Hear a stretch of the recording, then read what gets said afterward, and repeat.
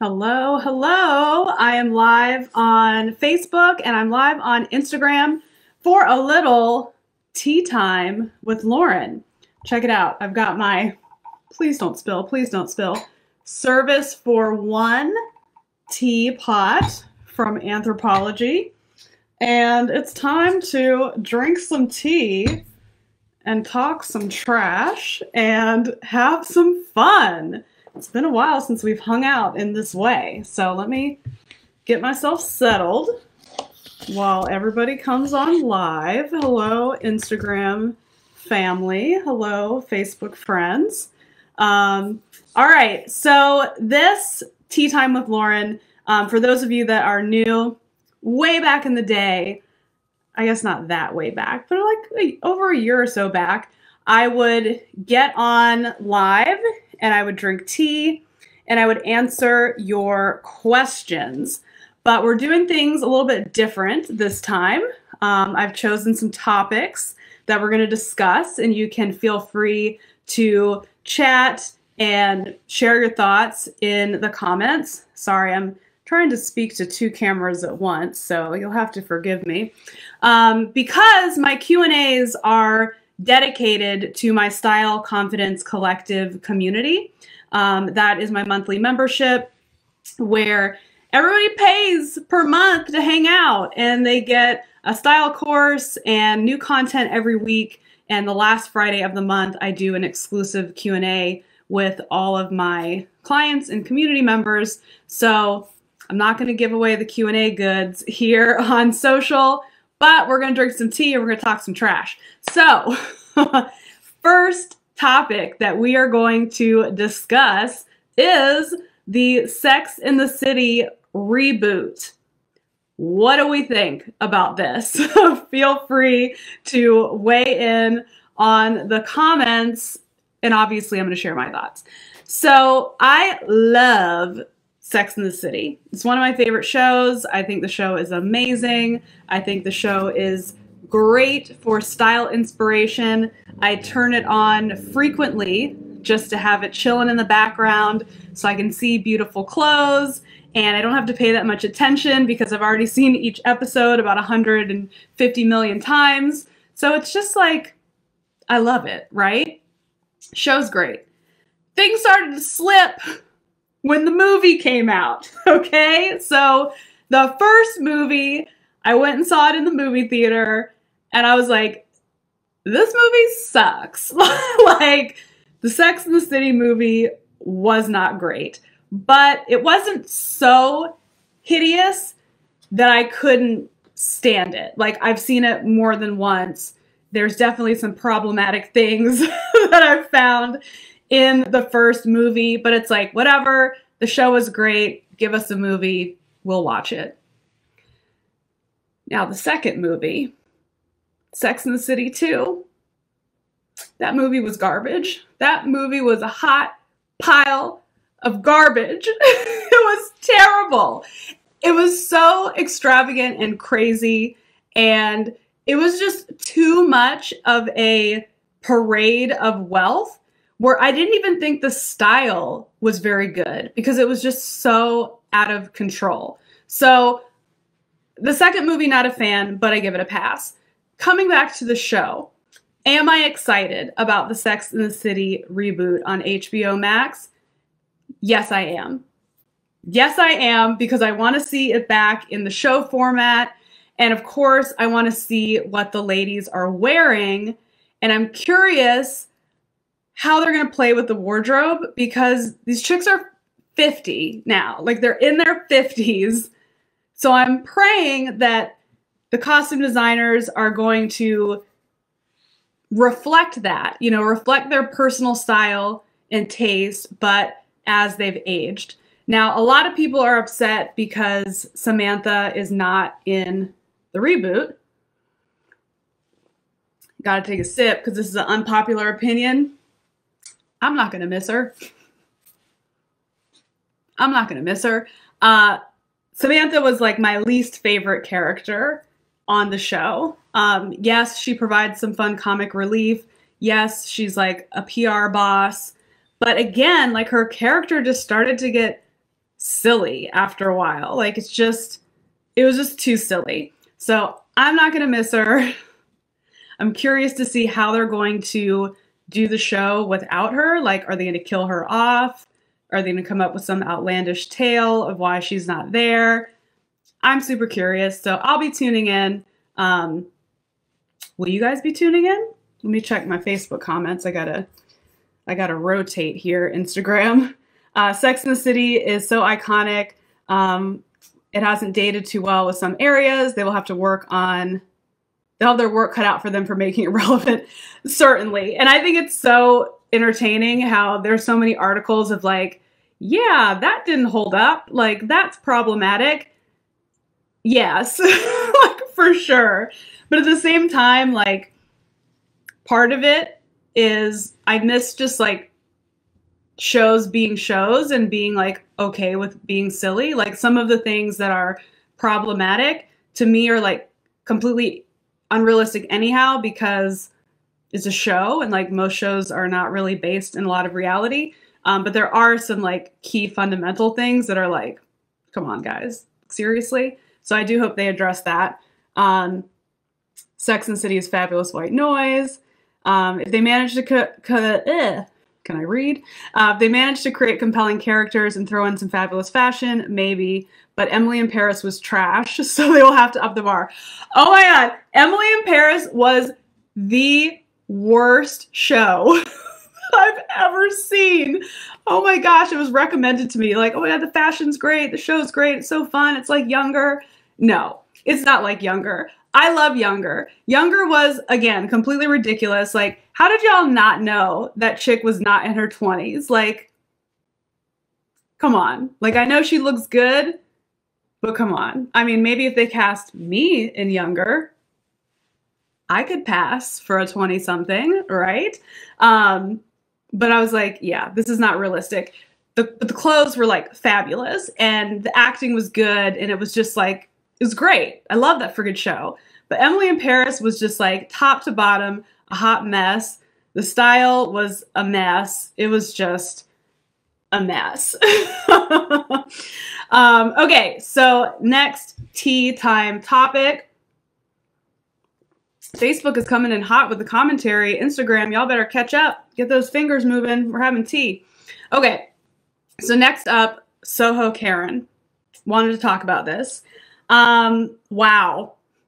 Just wow. So for those of you who are not familiar with this news story, this woman in New York City, she lost her phone and she accused this young black boy, 14-year-old boy, this is a grown 22-year-old woman, of taking her phone. No evidence. And she went full Karen, full crazy, tackled a boy, a 14-year-old boy, and it was just like a huge thing. He didn't have the phone. An Uber driver had it. Cut to Gayle King interviews Soho Karen, is what they're calling her. Interviews Soho Karen for Good Morning America. Now, the reason that I bring this up is most people in the comments from that appearance, the first comment was like, wow, this chick's freaking terrible. Like, she did not redeem herself in that interview. She like did a, that's enough. That's enough, Gayle. That's enough. Oh man, lucky that interview was remote, because if I were Gayle, I would have broke those little fingers in half. Okay. Wow. So that was topic number one, but topic number two was her hat. Homegirl's trying to declare her innocence, apologize, whatever the hell her plan was with her attorney. I don't know. She was trying to clear some shit up.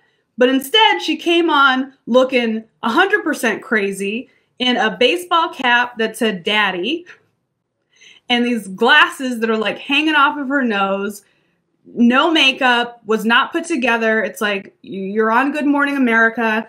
No, I'm very clear this is not a fashion show, but it just speaks to the fact that style is so important.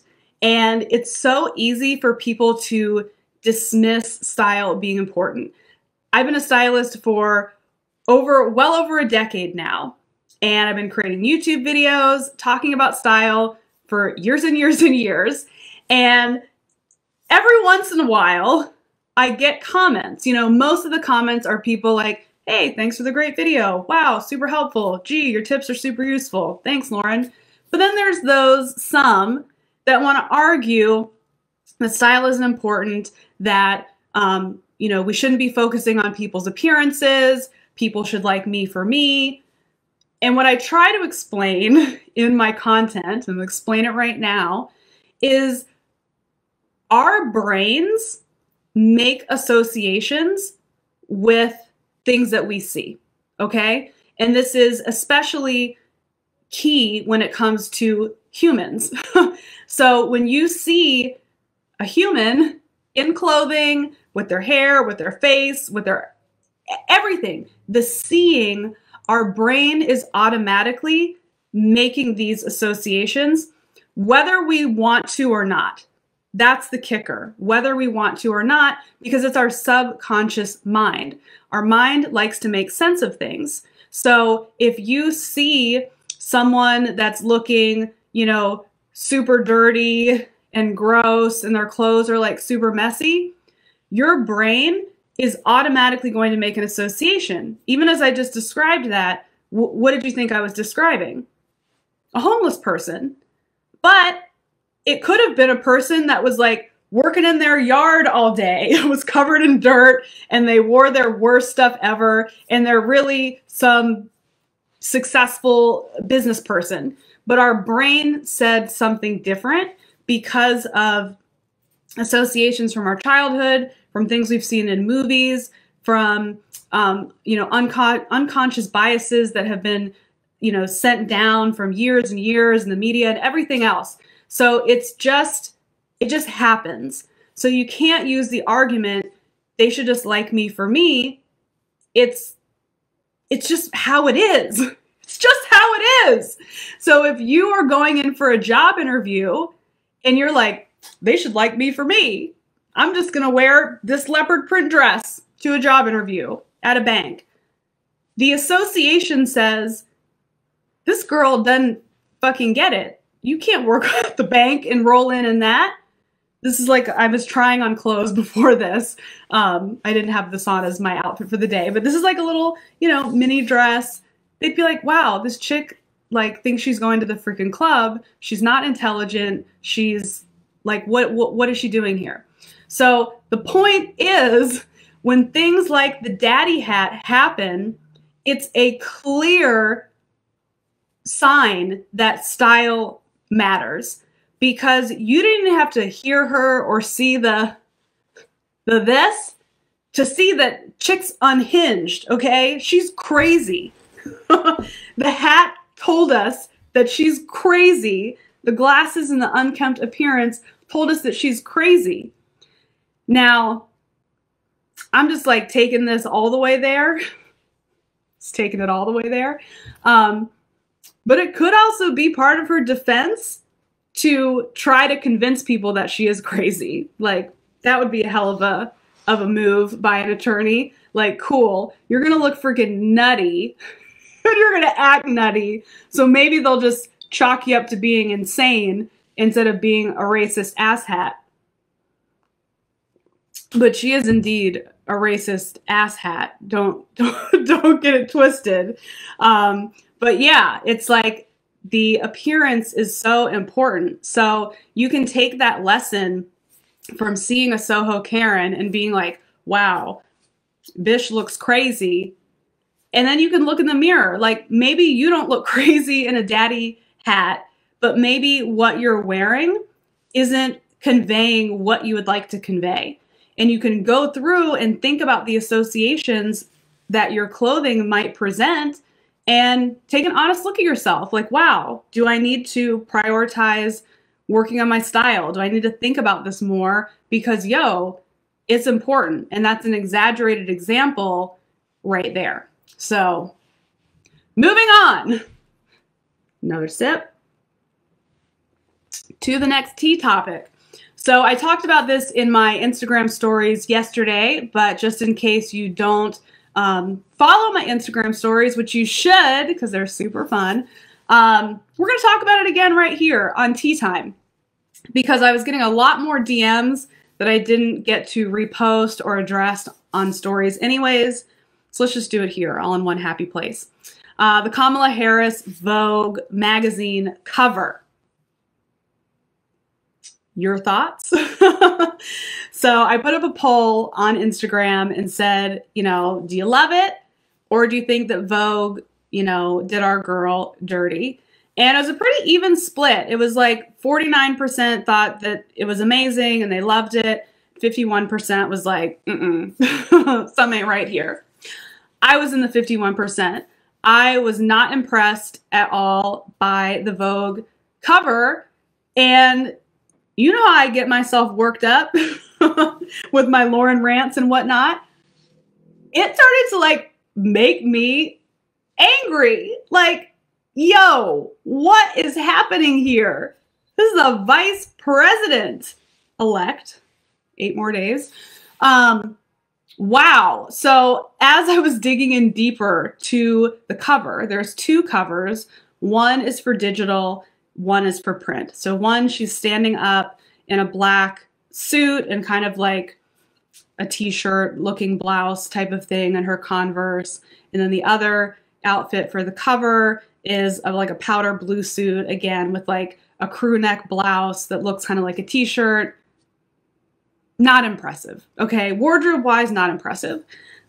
That was strike number 1. Strike number 2 is like the rest of it just looked freaking lazy. Like, yes, they used, you know, I believe they used a black photographer.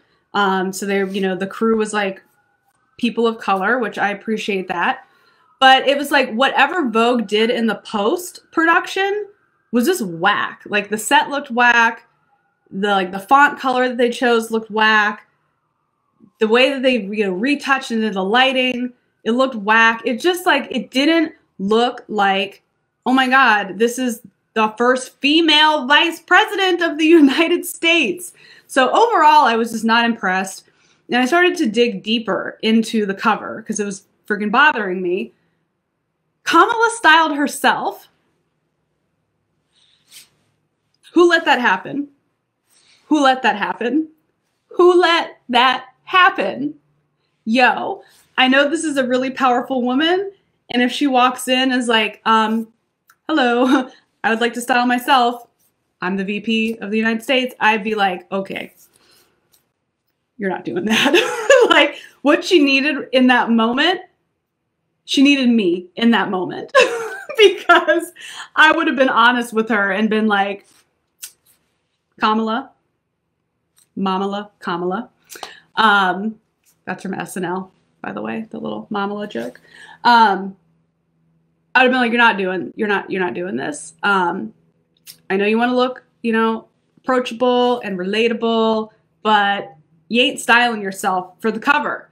You're not wearing the same stuff that you wore on the campaign trail for the Vogue cover. This is your fashion coming out party. And again, the argument, oh, we shouldn't be talking about her style. We shouldn't care. She's a freaking VP. We should care about her accomplishments. No, BS. And here's why. Here's why. We should, yes, but we don't, okay? It's in our culture, and it's unfortunate, but it's just the reality of it. It's in our culture that women are judged far more harshly on their appearance than men. You walk down a red carpet, what are you wearing? You know, everyone wants to know, what is she wearing? What is Michelle Obama wearing? What is Jackie O wearing? They all want to know what you're wearing. And it's annoying because you want to say, what does it matter what I wear? I'm the first female vice president of the United States. I'm a black woman. What do you want from me? But it's part of the game. And Michelle Obama talks about it in her documentary on Netflix, which if you haven't watched it, it's really, really good. And she talks about it's unfortunate that women are judged so harshly by their appearance and what they wear. She's like, it sucks, but it's true. It's the reality. That's how we're judged. And she said the second that she understood that it was a game to be played, she was like, game on, baby. Okay. She's got, an amazing stylist, Michelle Obama. She's always dressed. She's representing herself well, her personality, her position. She's played the game brilliantly. She will go down in history for being a style icon, but she'll also go down in history for being freaking dope. Okay? I love Michelle. So I would love for Kamala to take a similar approach. She doesn't have to wear the same types of things that Michelle Obama wore. She can absolutely still have her style and her stamp. She can still wear the suits. She can still, I'll even let her rock the Converse. Good for you having a signature style piece. Go on with your bad self. But it wasn't elevated. It wasn't elevated. And I talk about it all the time. You want to dress for the woman that you are becoming, right? So you have to imagine that this has been a dream. I mean, she ran for president. So this is a dream. This is the dream of all dreams. You can't be rocking the same shit when you were on your way to the dream. Girl, you arrived. You have arrived. So I'm sure she'll have time to redeem herself. I'm sure this won't be her last cover. Certainly won't be her last appearance. But I just hope that she gets a stylist and she starts to focus on her total public persona. It's more than just what you say and what you stand for. It's the whole thing. You have to have people want to listen to you, have people want to follow you. And it's a total package from the hair to the makeup to the clothes to everything. It's everything. So I look forward to seeing how her style transforms. I got a lot of DMs that are like, Lauren, reach out to her, pitch and be her stylist. And I'm like, I would just love to put a mood board together for her and just be like, hey, I don't know, do with it what you want. But I don't think that I would do that. I don't think that I would be her stylist, because then I'd miss you guys. I wouldn't have time to host challenges and run SCC. I'd have to just totally just abandon ship and be like, I'm on, VP detail here. But I feel like me and Kamala would get along, right? Don't you think we would hang out and have fun? Maybe I should be her style advisor. I can help strategize the plan and then somebody else can do the work. Someone else can shop and do the looks, but I'll help put together the plan. Kamala, have your people call my people. I'm my people. Call me. I'll help you with your style strategy. Okay. All right. So we covered Sex and the City. We covered Soho Karen. We covered Kamala. The next topic that I wanted to cover is speaking your mind and having the confidence to do so.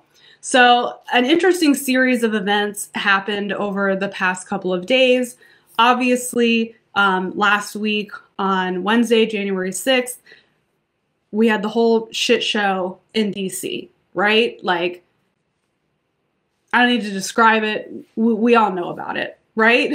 So that shit outrages me on a number of levels, And, I think it was very clear to a lot of people, not all people, obviously, the huge difference between the way that those, the press likes to call them protesters, but that was not a protest, how those protesters were treated versus how the protesters were treated in the Black Lives Matter occurrences that happened during the summer. So that shit is just it's not okay with me. It's disgusting. It's a disappointment. It's not surprising. I wasn't surprised by any stretch. I was like, I knew that. I mean, come on, we knew that. We knew that. So I was posting about it on my Instagram stories. You know, my various thoughts, reposting things about racism in this country, how all of that was just disgusting. And I had a follower DM me, and this isn't like the first time, and it certainly won't be the last time that I get DMs like this, you know, of people that are like, oh, you know, everyone's trying to make things about race. Oh, it's the mainstream media. Oh my God. I mean, shut up. It's like the media doesn't have to tell me what's racist. I know what's racist because I'm Black. Okay. So like I get plenty of those, but the DM that I got over the weekend, it really like, I was like, cool, I got time for this one, because this chick DM'd me and said, oh, you know, you're a Black woman and you became a millionaire by 35. You know, you should be grateful and like stop bitching about race or some shit like that. I'm like, wow. Okay, that was, you know, that was bitchy and bold. And then I look at our DM history, and that chick has been DMing me for years. She has been DMing me for years, asking for business advice, like, you know, sending me little, you know, DIY ideas. Like, her and I had been friendly on DM for 3 years. And then she comes into my DM and tells me to stop making everything about race, and I should be grateful because I'm successful. Basically, that I should shut the fuck up. Like, cool, girl, you're Black and you make good money, so shut the fuck up. And I'm like, oh no, I got time today. So I put her on blast on Instagram. I did not show her name, although people were begging me to. But I just wanted to show people like how gross people are, like what it's like. So I bring that up because after posting those things, I got a lot of DMs from my fans and followers that said, you know, I really appreciate that you post and you comment on things that are controversial. It takes a lot of bravery. A lot of people said it surprised them that I talk about things like that for the sake of like, you know, I'm a business owner. Is that professional or not professional? So it just got me thinking, you know, about speaking out, what's professional, what's not professional, what's on brand, what's not on brand. Because to me, it ties back to confidence. Like, none of these feelings that I have about race in America, the various injustices that are happening, especially with, you know, COVID and everything else in the world, you know, none of those feelings are new. Like, they didn't come in 2020 that was like, wow, now Lauren's outraged about racial inequality. No, it's always been there. But I feel like the difference is before I didn't have the confidence to be able to speak out about it. And if you get my newsletter, and actually I think I put the quote on my Instagram today, but talking about confidence, what confidence really is. So most people think that confidence is how you feel about yourself. Like, I feel that I'm pretty, you know, I feel that I have great style. That's self-esteem, okay? But confidence is the belief that what you do will bring about positive results. So that's why you can have really good taste and you can find like really cute clothes. A lot of people that I work with, they have super cute shit in their closet, but they never wear it. They wear the same boring, ugly shit. That's because they don't have the confidence to wear it. They think that if they do wear that risky outfit, that it won't bring about positive results, that it will bring about negative results. That if they wear that outfit, someone will be like, where do you think you're going? Oh, wow, somebody dressed up today. Ooh, that print was a bold choice. They think that wearing that will have a negative result. But if you're confident, you wear that shit anyways because you know you're going to get a positive result. Like someone not confident can't wear this leopard dress because their energy behind it, because they think it's going to bring out about negativity, their body language is going to change, their energy is going to change. They're expecting negative, so they're going to get negative. For me, I have the confidence to pull it off. I expect positive. I expect a compliment. I expect to feel comfortable. I expect to feel myself. So I tie that back to this, racism stuff, because before, if I were to speak out on something like this, I didn't have the confidence to know that it would be positive of me saying it. I didn't have the confidence, so I thought it would be negative. That if I spoke out about things that were happening in the world or things that were bothering me, that I would lose customers, that I would lose clients, that I would lose money, that people wouldn't like me anymore. Now I have the confidence to know that it can bring about positive results and the positive will outweigh the negative. Because there can always be negative. Just because you're confident doesn't mean that nothing bad will happen. That chick who said that comment, I was like, bye. Like literally, I DM'd her with the peace sign emoji and I called her out on Instagram and she blocked me. But I was like, peace, bye, unfollow. That negative result, I lost a customer. I lost a fan. I lost a follower. I don't give a fuck. Like, to me, that's positive because I don't want someone in my universe who's going to pretend to be my internet friend for 3 years and ask me for advice and like chit chat with me, all fun, fun, fun. And really is like thinking, ooh, that black bitch better be grateful. Girl, bye. So because I had the confidence to speak my mind anyhow, I got dozens of comments on Instagram that were like, thank you for speaking out. Thank you for saying what I didn't know how to say. So that comes with confidence. And when you're confident and you can have those positive results, it snowballs. So what's super funny, and we'll see how many things were quoted in the article, but I'm speaking out all weekend long on Instagram about this fan who's like low-key undercover racist and hates my guts. So I'm talking about her and I'm posting about everything that went down at the Capitol, and a news outlet reached out to me and they were like, hey, I don't know if you're comfortable with this. We'd love to interview you about the style and things of the people that were on the Capitol. So I end up getting a media opportunity because I had the confidence to open my mouth and share about something that was important to me, that I was passionate about. But again, I had the confidence to know that something positive would come out of it. So positive that would outweigh the negative of me like losing followers or, having a customer be like, I don't want to be in your community anymore. I'd be like, cool, I don't want you. I don't want you in my community anyways, if you think that what happened at the Capitol was all right. So yeah, let me check these comments.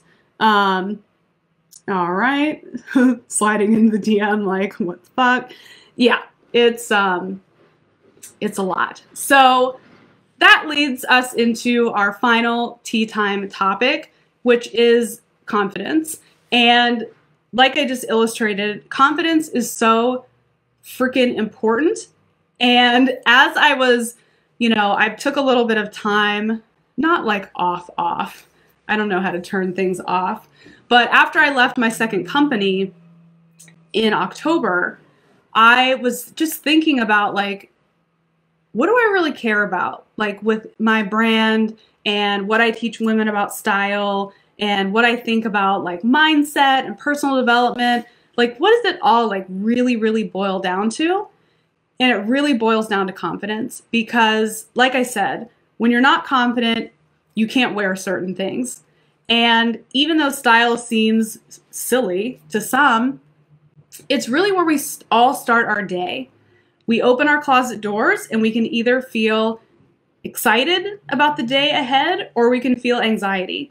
And so many clients that I work with, they dread opening their closet doors. They dread it. They're like, oh my God, what am I going to do? These clothes are going to remind me that I gained weight over the pandemic. These clothes are going to remind me that I don't have enough money to wear what I want to wear. These clothes are going to remind me that I don't understand how to put an outfit together. And that takes you down a notch. Like if you start off your day negative, it's going to snowball everywhere else. So if you had enough confidence to confidently choose the right clothing, put the right outfits together, and feel excited when you open up your closet doors, what does that do from there? When you have confidence in that area, it can easily be transferred to another area. It can be transferred to being able to speak up when something's bothering you. I used to, the less confident version of me, the zero confidence version of me, I could never speak up, which I'm sure is funny to you guys now who follow me, because it's like, yeah, Lauren pretty much says anything that's on her mind. Not so earlier in the non-confident version of Lauren. Shit would bother me and I couldn't say it. Even people close to me in my life, I couldn't say it. I would just sit on it and let it bother me and let it fester. And it would have negative results on my life, negative implications. So having that confidence gives me the confidence to open my mouth, to ask for what I want, to go for what I want, to share my truth, to speak up at a board meeting, to feel confident enough to take an idea that I have for business and run it all the way through and start the business and start making money. People that don't have confidence, they don't do very much. They're all talk and they're no action. I see it all the time because I've got tons of, aspiring stylists that follow me, aspiring entrepreneurs that follow me. Oh, Lauren, I have this great idea. And they just toil away on the idea. They spin their wheels, not doing shit, and they never bring it out to market because they don't have confidence. So if we can start to focus on building our confidence, starting at the closet door, and then quickly moving it into other areas of our lives, getting more confident in what our purpose is, getting more confident at the workplace, getting more confident to open your mouth and share, we can really make some profound, giant, huge changes in our lives. And I had this turning point when I was in my mastermind. I was 34 years old and I was in this mastermind and I always came to the meeting with the same problem. Always the same problem. And I always knew the solution, but I was never confident enough to execute. But I didn't know that it wasn't confidence. So one day my mentor, who got tired of me saying the same shit every meeting, was like, Lauren, you have like zero confidence. Here's a number to a coach that I want you to call, and she can help you increase your confidence. And I'm like, what? I was like, all right, I'll just call her. And when I talked to her on the phone, it became so clear where I was lacking in the confidence department, and how much that was affecting every single area of my life. I was wearing all black, because I was hiding. I was not speaking up. I was not putting my ideas out there. And once I started to work on that, everything changed. Started dressing better. Within under a year, I became a millionaire. And that was like a huge goal of mine, to become a millionaire by 35. As our hater in the DMs reminded me, oh, I should just be grateful. Like I didn't have anything to do with that. America did it for me. And everything got better once I focused on that confidence piece. So I want to invite you guys. I'm kicking off a brand new challenge. Again, if you're new around here, I'm kind of known for my challenges. They're really, really good. This is a brand new one. It's dedicated to confidence. It's called the Next Level You Style Challenge, because we're going to work on your confidence. 5 days to a more confident you. And I'm calling it Next Level You because it's not just your style. We're going to get you the confidence to dominate from your style and beyond. So if you need more confidence to start your business, we're going to take care of that. If you need more confidence to start dressing like, you know, the next level you, not the Kamala on the Vogue cover version, the like Michelle Obama version, we're going to cover that too. If you need more confidence, just be able to express yourself more clearly, we're going to take care of that too. So the challenge is completely free to join. There's no catch. Okay. You just have to put in your name and email so I know where to send you the challenge guide. I've got this beautiful PDF ebook design. So you're going to get that. You're going to get an invite into the free Facebook group. You don't have to use Facebook. I know a lot of people don't use Facebook, but it's a lot more fun if you're in the Facebook group. But if you don't want to do Facebook, no problem. I do live coaching for the group, the challenge participants, every day of the challenge. So you get 5 days of free coaching from me, and I send out the recordings. And then the challenge culminates with an awesome class that I'm calling Style Confidence. And that class is going to happen the Monday after the challenge. It's going to be great. It's going to be great. So I'd love for you guys to be a part of it. The reason that I started the challenge is because I saw how much confidence was a game changer for me in my life, for my business and beyond.